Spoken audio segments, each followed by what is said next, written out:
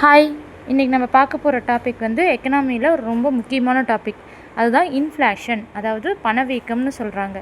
சிம்பிளாக சொல்லணுன்னா, ஒரு நாட்டில் பொருட்களோட விலை வந்து காலப்போக்கில் அதிகரிச்சிட்டே போகிறது தான் பணவீக்கம்னு சொல்கிறோம். இந்த வீடியோவில் நம்ம பணவீக்கத்தை பற்றி ஃபுல் டீட்டெயில்ஸ் பார்க்கலாம். அதுக்கு முன்னாடி மறக்காது நம்ம சேனலை சப்ஸ்கிரைப் பண்ணி வச்சுக்கோங்க. அப்போ தான் நான் டெய்லியும் போடுற வீடியோஸ், ஷார்ட்ஸு எல்லாமே உங்களுக்கு நோட்டிஃபிகேஷனில் வரும். நம்ம பார்க்கலாம். உங்கள் ஃப்ரெண்ட்ஸ்க்கும் இந்த வீடியோவை ஷேர் பண்ணிக்கோங்க. வாங்க வீடியோக்குள்ளே போகலாம். அதாவது பணவீக்கம்னா ஒரு நாட்டில் வந்து நம்ம வாங்குகிற பொருட்கள், அப்புறம் சேவைகளோட விலை இதெல்லாமே வந்து காலப்போக்கில் வந்து தொடர்ந்து அதிகரிச்சிட்டே போகிறது தான் பணவீக்கம்னு சொல்கிறோம். அதாவது சிம்பிளாக சொல்லணும்னா, இன்றைக்கி நம்ம ஒரு பொருள் 100 ரூபாய்க்கு வாங்கினோம்னா கொஞ்சம் வருஷத்துக்கு அப்புறம் அந்த பொருளை 100 ரூபாய்க்கு வாங்க முடியாது, ரேட் அதிகமாகிடும். அதை தான் பணவீக்கம்னு சொல்கிறோம். எக்ஸாம்பிளுக்கு நம்ம 2015 ஒரு லிட்டர் பால் வந்து 35 ரூபாய்க்கு வாங்கியிருப்போம். ஆனால் இப்போ வந்து ஒரு லிட்டர் பால் வந்து 60 ரூபாய்க்கு மேலே இருக்கும்.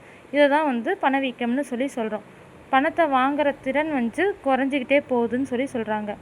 எக்ஸாம்பிளுக்கு பெட்ரோல் விலை அதிகரிச்சிருச்சு, வீட்டு வாடகையெல்லாம் அதிகரிச்சு, காய்கறி விலை அதிகமாகிடுச்சு, கல்விக்கான எஜுகேஷனுக்கான செலவெல்லாம் அதிகமாகிடுச்சு, மெடிக்கல் எக்ஸ்பென்சஸ் ரொம்ப அதிகமாகிடுச்சு. இது எல்லாமே காலப்போக்கில் அதிகமாகிட்டே போகிறது தான் வந்து பணவீக்கம்னு சொல்கிறோம்.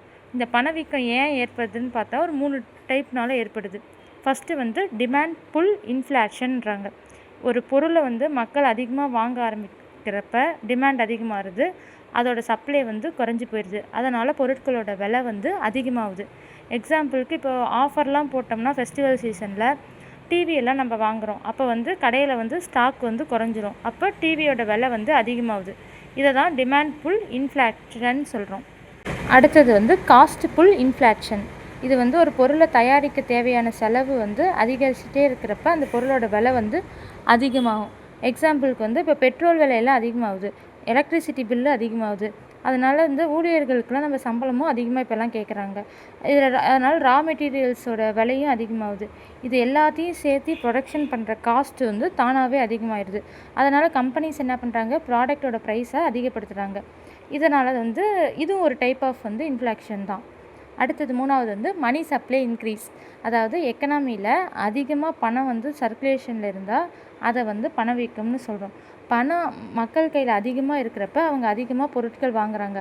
அப்போ வந்து டிமாண்ட் அதிகரிக்குது. அதனால் ப்ரைஸோட ரேட்டும் வந்து அதிகமாக ஆரம்பிக்குது. ஆக்சுவலி இன்ஃப்ளேஷன் வந்து நல்லதா கெட்டதான்னு பார்த்தோம்னா, கொஞ்சமாக பணவீக்கம் நடந்ததுன்னா எக்கனாமிக்கு ரொம்ப நல்லது. ஆனால் அதிகமாக நடந்தால் அது ரொம்ப ஆபத்து. ஏன் கொஞ்சமாக நடந்தால் நல்லதுன்னா, பிஸ்னஸ் வந்து இதில் க்ரோத் ஆகும், எல்லாத்துக்கும் வேலைவாய்ப்பு ஜாப் வந்து கிடைக்கும், சம்பளம் வந்து அதிகமாகும், முதலீடுகளும் அதிகரிக்கும். இதனால் வந்து கொஞ்சமாக நடந்தால் மட்டும்தான் நல்லது. அதிக இன்ஃப்ளேஷனால் என்ன பிரச்சனைனா, பணத்தோட மதிப்பு குறைஞ்சி போயிடுது. அதாவது இன்றைக்கி ஒரு 100 ரூபாய்க்கு ஒரு பொருள் வாங்கினோம்னா நாளைக்கு அது 100 ரூபாய்க்கு கிடைக்காது. அடுத்தது இன்னொன்று என்ன ப்ராப்ளம்னா, சேவிங்ஸோட வேல்யூ வந்து ரொம்ப குறைஞ்சிரும். இப்போ பேங்க்கெல்லாம் வந்து இன்ட்ரெஸ்ட்டை விட இன்ஃப்ளேஷன் அதிகமாக இருந்தால் நம்ம சேமிப்பில், அதாவது நம்ம சேவிங்ஸில் இருக்க உண்மையான மதிப்பு வந்து குறையுது. வாழ்க்கையில் வந்து செலவுகள் அதிகரிக்கும். 3வது food, transport, rent, medical expenses இதெல்லாமே அதிகரிக்கும். அடுத்தது வந்து ஏழைகள் மற்றும் நடுத்தர மக்கள் வந்து அதிகமாக இதனால் பாதிக்கப்படுறாங்க. ஏன்னா இது அத்தியாவசிய பொருட்களோட விலை வந்து ரொம்ப அதிகமாக வரப்போ வாழ்க்கையில் வந்து ரொம்ப சிரமமாக இருக்குன்றாங்க. இன்ஃப்ளேஷன் இந்தியாவில் வந்து கட்டுப்படுத்துறது யாருன்னு பார்த்தா ரிசர்வ் பேங்க் ஆஃப் இந்தியா, அதாவது ஆர்பிஐ தான் இன்ஃப்ளேஷனை வந்து கட்டுப்படுத்துது. எதை வச்சுன்னா repo rate, interest rate, money supply இதெல்லாம் வச்சு பணவீக்கத்தை குறைக்க முயற்சி செய்கிறாங்க. ரெப்போ ரேட்டை பற்றி நம்ம தனியாக ஒரு வீடியோவில் போட்டிருக்கோம், அதை பார்த்துக்கோங்க.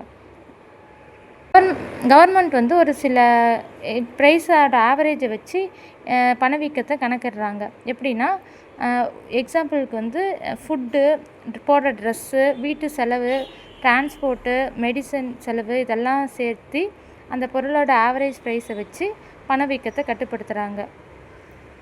இதை தான் வந்து கன்சியூமர் ப்ரைஸ் இண்டெக்ஸுன்றாங்க, அல்லது சிபிஐன்னு சொல்கிறாங்க. இன்ஃப்ளேஷன் ரேட்டை வந்து கால்குலேட் பண்ணுறதுக்கு ஒரு ஃபார்முலா கூட இருக்குது. அது என்னென்னா, inflation rate equal to new price minus old price divided by old price into 100%ங்கிறாங்க. உலகத்துலேயே வந்து ஃபேமஸாக ரொம்ப கஷ்டப்பட்ட இன்ஃப்ளேஷனால் கஷ்டப்பட்ட ரெண்டு எதுனா, வேர்ல்டு வார் 1 அப்போ ஜெர்மனி வந்து ரொம்ப கஷ்டப்பட்டதுன்றாங்க. ஜிம்பாப்வேயில் ஒரு காலத்தில் வந்து இன்ஃப்ளேஷன், அதாவது பணவீக்கம் ரொம்ப அதிகமானுச்சு. அவங்க ஒரு ப்ரெட்டு வாங்க கூட வந்து நிறைய அமௌண்ட் எடுத்துகிட்டு போகணுன்ற நிலைமைக்கு வந்துச்சு. நம்ம உலகம் முழுவதுமே வந்து கோவிட்-19 காலத்தில் வந்து நிறையா வந்து பணவீக்கத்தை சந்தித்தோம். ஃபியூவல் ப்ரைஸ் எல்லாம் அதிகமானுச்சு.